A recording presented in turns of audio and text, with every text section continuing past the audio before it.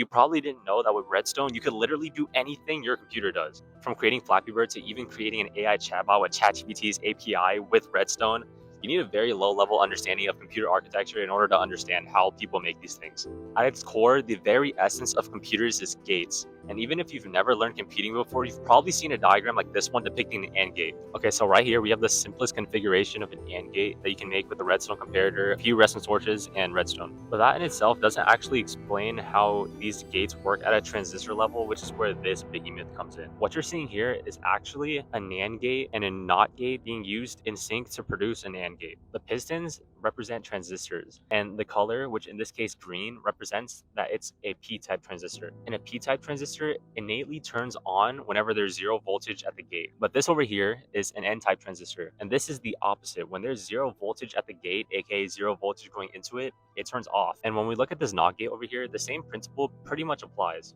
Just looking at the NAND gate itself, what we can see is that on top, the two are in parallel with each other, which means that only one of them actually needs to be active in order for the redstone signal to go through. The only way for the redstone signal on top to not go through is if both of them are off.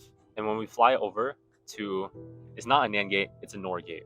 And as you see right here, the structure is kind of different because you can see the p-types are now in series, but the n-types are now in parallel. That means in order for the redstone signal on top to be outputted to the light right here, both of the p-type transistors need to be on. Whenever I flick the switch, both redstone inputs are 0, which finishes the connection and the light turns on. If you look at the truth table for a NOR gate, this makes sense and it matches up perfectly. The two most important gates in computing are the NAND gate and the NOR gate because they're logically complete. That means with them, you can literally create any other gate you can imagine. And there's also this thing called Turing completeness. And the fact that you can, in fact, make a NAND gate and a NOR gate means that you could technically do literally any computation in Minecraft if you give it enough time and memory. Because of Turing completeness, you could say that Minecraft Redstone can power the Apollo 11 missions, and you wouldn't be wrong.